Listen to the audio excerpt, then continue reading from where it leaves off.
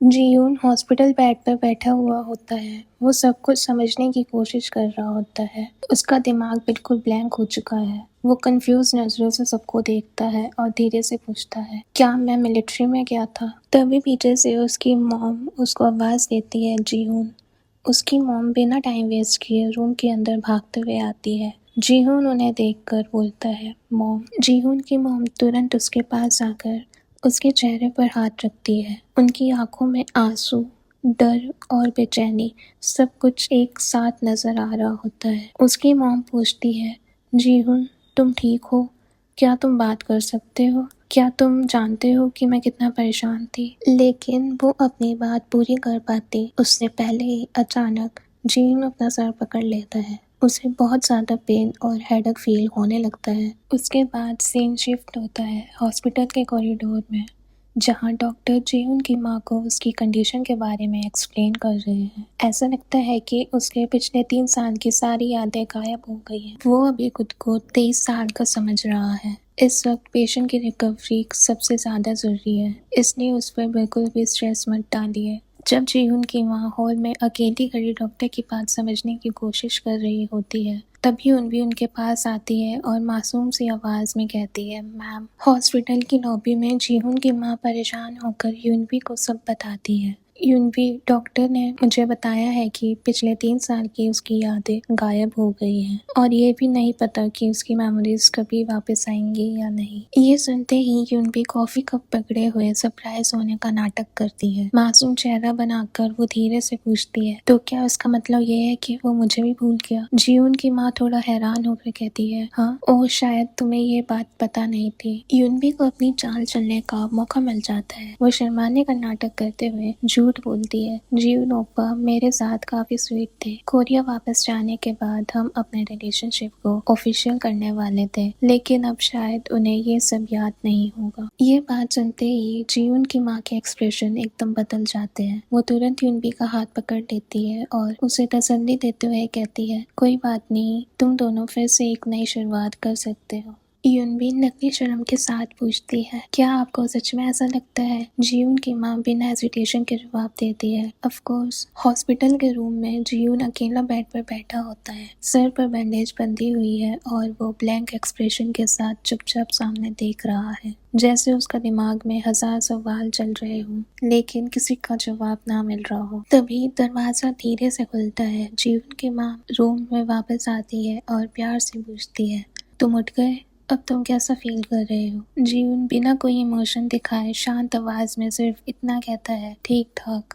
ये जवाब सुनते ही उसकी माँ के चेहरे पर उदासी और टेंशन साफ दिखने लगती है। उन्हें पता है कि उनका बेटा अपनी जिंदगी के पिछले 3 साल पूरी तरह भूल चुका है।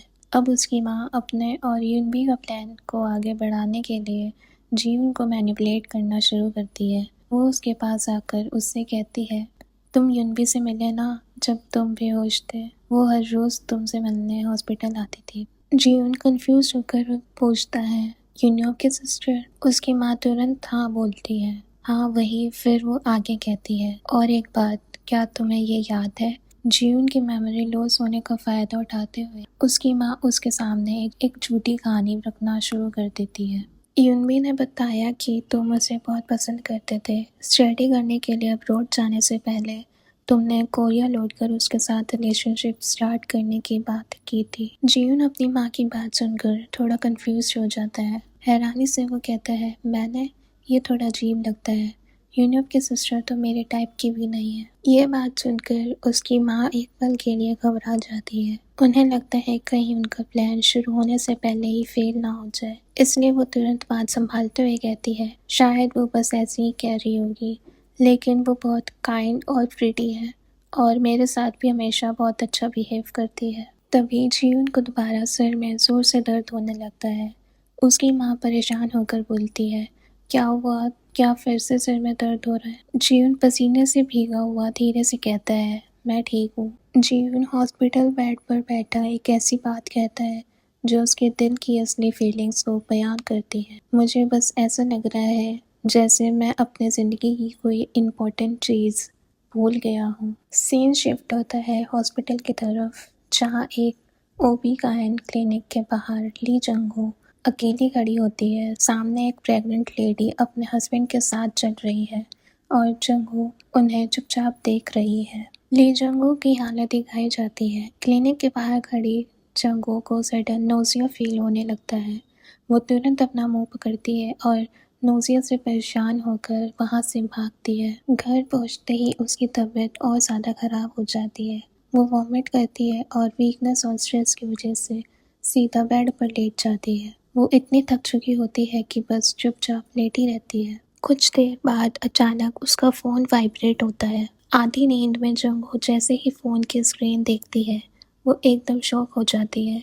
स्क्रीन पर लिखा होता है जियोन। वो तुरंत बेड से उठकर कॉल रिसीव करती है और बेचैनी से बोलती है, हेलो जियोन। दूसरी तरफ से आवाज़ आती है, ली जंगू। जियोन की आवाज़ सुनते ही जंगू की आंखों में आंसू आने लगते हैं।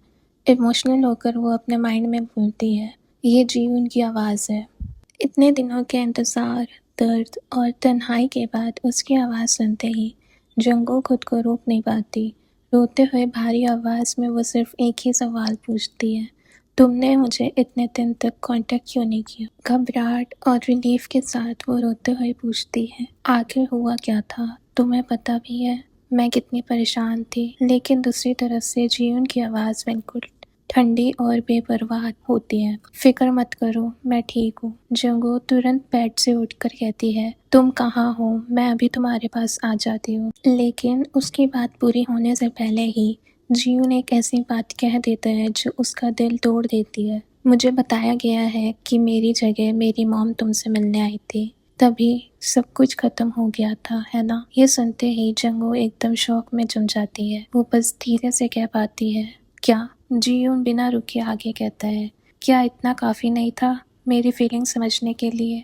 ये सब मेरे लिए बहुत ट्रबलसम है, इसलिए प्लीज़ अब मुझे दोबारा कॉल मत करना। हर एक लफ्ज़ जंगू के दिल को तोड़ रहा होता है। उसे समझ ही नहीं आता कि जिस इंसान ने उसे इतना प्यार किया था वो अचानक इतना बदल कैसे गया। फिर जियोन और भी सख्त लहजे में कहता है, तुम किसी की ज़िंदगी पर बोझ नहीं बनना चाहती ना? अगर दोबारा मुझसे कांटेक्ट करने की कोशिश की तो उसके कॉन्सिक्वेंसेस के लिए तैयार रहना। ये सुनकर जंगू का पूरा बदन कांपने लगता है। डर और हैरानी के साथ वो सिर्फ इतना बोल पाती है, कॉन्सिक्वेंसेस। दूसरी तरफ से एक ठंडी सांस की आवाज़ आती है, ठीक है, मैं मान लेता हूँ तुम समझ गई। मैं कॉल रख रहा हूँ, अब अपना ख्याल रखना। जंगू फ़ोन को कान से लगाए बेड पर बिल्कुल अकेली बैठी रह जाती है। उसका दिल पूरी तरह टूट चुका होता है। एक ही पल में उसके सारे सपने, उसका प्यार और उनके साथ का फ्यूचर बिखर जाता है। कॉल कट होते ही ली जंगू बिल्कुल शॉक में जम जाती है।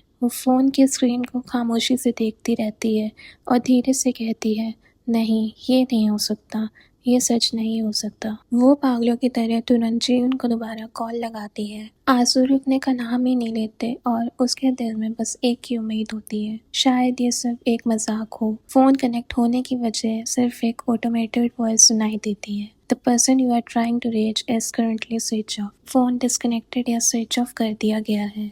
ली जंगू अंधेरे में अकेली खड़ी रह जाती है, कम्प्लीटली आइसोलेटेड और ब्रोकन। उसका आखिरी जरिया भी हमेशा के लिए बंद हो चुका। फिर सीन शिफ्ट होता है और 1 साल बाद दिखाया जाता है।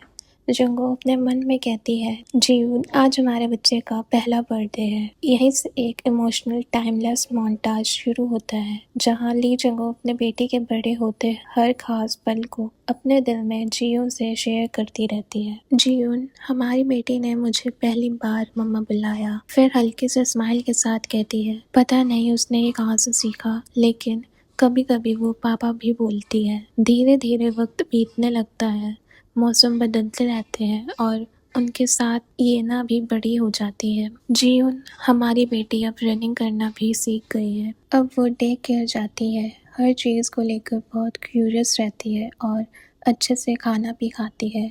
हर नया दिन येना की ज़िंदगी में एक नई खुशी लेकर आता है। वो अपनी माँ के चेहरे को छूना बहुत पसंद करती है और कभी कभी अपनी प्यारी सी आवाज़ में गाना भी गाती है। फिर एक और लंबा वक्त गुजर जाता है। विंटर स्नोफॉल के बैकग्राउंड में जंगू अपनी बेटी येना को स्कूल का बैग पहनाए खड़ी रहती है। वो अपने मन में जियोन से कहती है, जियोन, अगले साल येना फर्स्ट ग्रेड में चली जाएगी।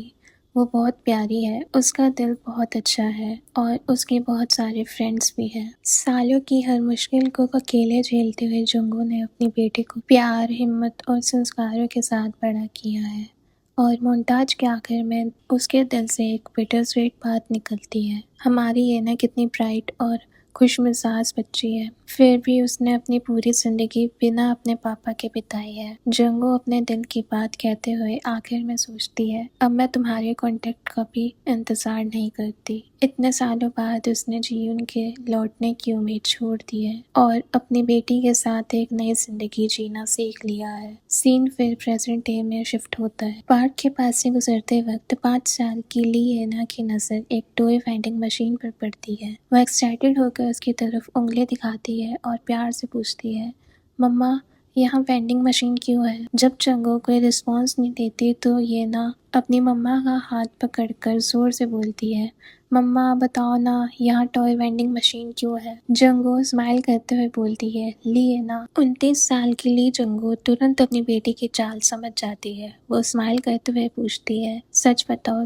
तुम्हें सच में जानना है कि ये मशीन यहाँ पे क्यों है या तुम्हें इसमें से टॉय चाहिए? सच सच बोलना। येना पकड़ी जाने पर एक क्यूट मिस्चीवियस स्माइल देती है और अपना टंग बाहर निकाल कर बोलती है, क्योंकि मुझे टॉय चाहिए। जंगू उसकी क्यूटनेस के आगे हार मान जाती है। साइड नोट में सोचती है, सिर्फ 5 साल की है लेकिन कितनी चालाक है।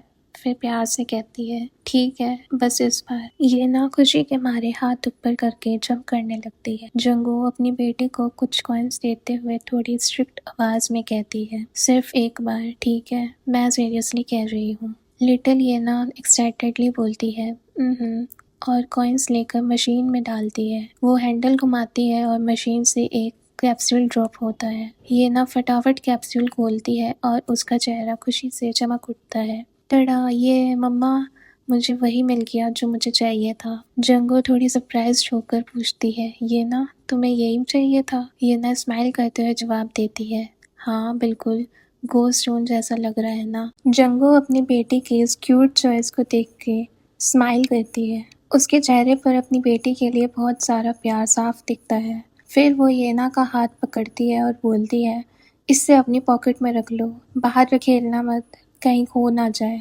येना फौरन मान जाती है और वो स्टोन को अपने पॉकेट में डालकर अपनी मम्मा के साथ आगे बढ़ जाती है। ली जंगू का इमोशनल इनर मोनोलॉग आगे बढ़ता है, जहाँ वो जीवन को लेकर अपने दिल में बचे हुए सारे रिग्रेट्स और फीलिंग्स को हमेशा के लिए रिलीज कर देती है। सनसेट की खूबसूरत रोशनी में येना का हाथ पकड़े हुए वो आगे बढ़ती है और मन ही मन में कहती है, अब मैं तुम्हारे कांटेक्ट करने का भी इंतज़ार नहीं करती। अब जब मैं इस बारे में सोचती हूँ तो तुमने मुझे कभी नहीं बताया कि तुम मुझसे प्यार करते हो। अब मुझे इस बात से कोई फ़र्क नहीं पड़ता। इतने सालों बाद जंगू ने अपने सारे दर्द और अधूरे एहसासों को एक्सेप्ट कर लिया है।